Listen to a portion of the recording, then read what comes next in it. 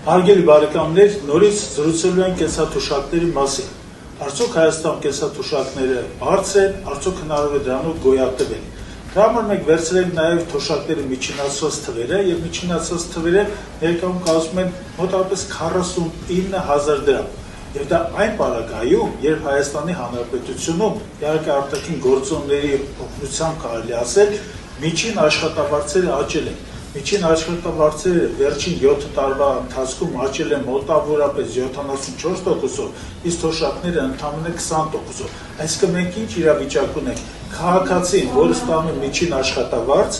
հենց անցնում է թոշակի, նա ընկնում է մի խավի մեջ, որը արդեն 3 անգամ ավելի քիչ եկամուտներ ունի։ Այս ամենը անհանդուրժելի է եւ հայակվել այս իրավիճակը փոխելու է բարձրացնելով թոշակները առնվազն 50%-ով եւ ապահովելով տարեկան պարտադիր ինդեքսավորում։